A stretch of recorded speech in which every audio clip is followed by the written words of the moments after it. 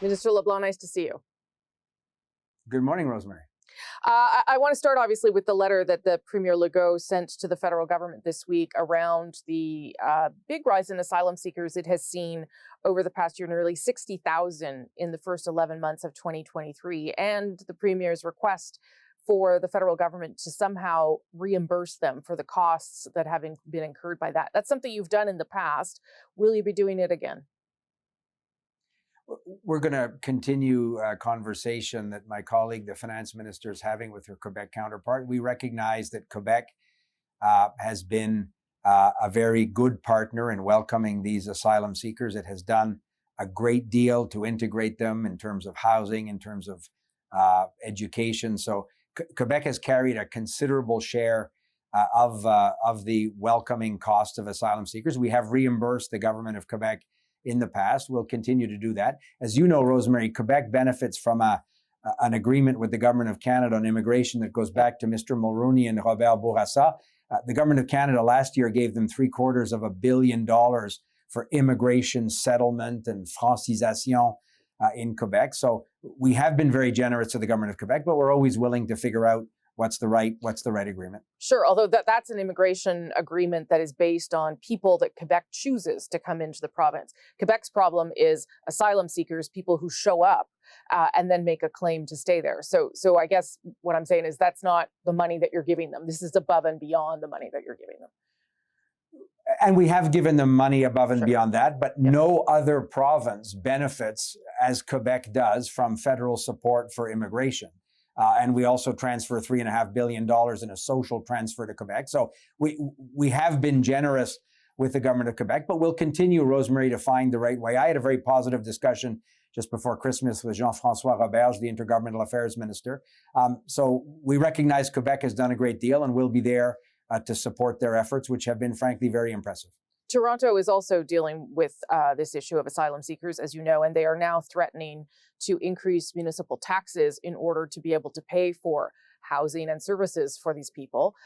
Your colleague, Yvan Baker, has said that this amounts to a shakedown, is what he's calling it, for the federal government. They say they need $250 million more. Is that something that you're considering? Do you also think that it's a bit of a shakedown, some blackmail going on here by the mayor? I'm looking forward, I think, next week to having a conversation with Mayor Chow.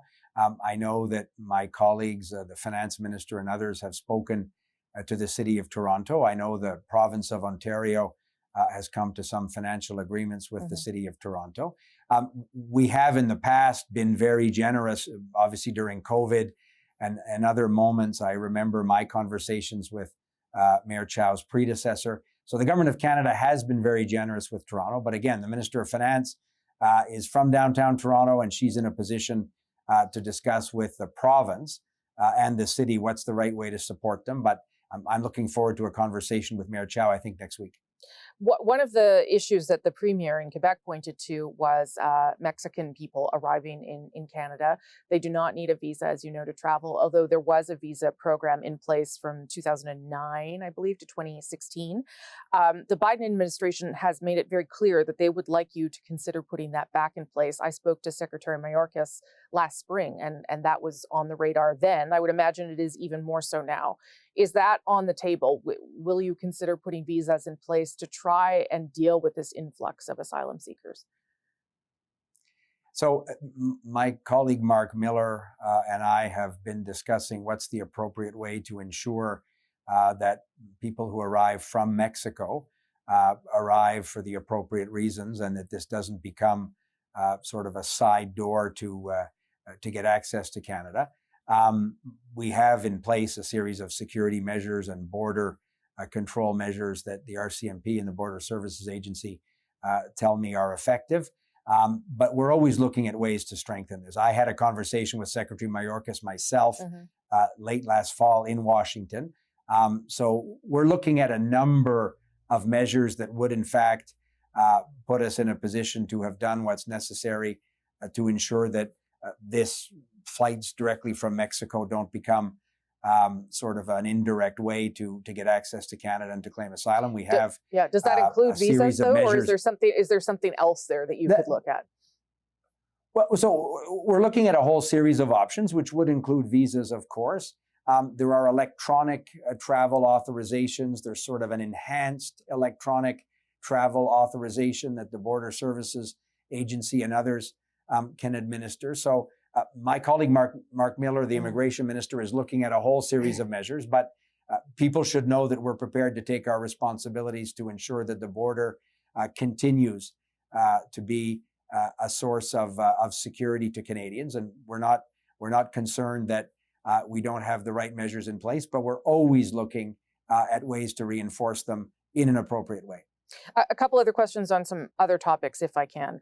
And I'll start with what is happening in the Middle East. And this falls into your file only in regards to terrorism designations. As you know, the United States this week designated the Houthis as a global terrorist organization. Is Canada looking at doing the same? Of course we are. I had conversations with senior officials at Public Safety Canada and CSIS. They're going to be providing updated advice and assessments to the Government of Canada. Our process is a bit different than the American process. It's a cabinet decision to list a terrorist entity. There's a certain threshold that has to be met. But my department and the Foreign Affairs Department are at work on this exact issue. So we'll have something to say, I hope, in the coming weeks. But we have instructed our officials to review the advice and to prepare the appropriate assessments, and then we'll see what that advice says. And just in terms of the cabinet retreat, I know you're going to talk about housing, I know you're going to talk about affordability, immigration, all those things, but you're also getting briefed by Ambassador Hillman and some other people about the election year in the US. And of course, the preparing, I guess, for the possible outcome. How much preparation is going into a possible second Trump term, given how much you had to deal with him when he was previously the president? So obviously a presidential election year in the United States is important for Canada in terms of the bilateral relationship we have. It's essential to the Canadian economy. It's the free movement of people and goods across the longest undefended border. All of that is true. And it's important for every Canadian government to have an effective, reliable relationship with our counterparts in Washington. So we're going to hear from Ambassador Hillman and others in terms of what the election year in the United States might look like. We are respectful that the Americans will elect their administration, their president in November, and our responsibility as the Government of Canada is to work with whoever is elected president of the United States. But it's interesting for us to look at a series of bilateral issues, economic issues, security issues, and to hear from people and to ensure that we're doing everything necessary to work with what administration the Americans choose. Minister, we'll leave it there. Thanks for your time. Rosemary, thank you. Have a great day.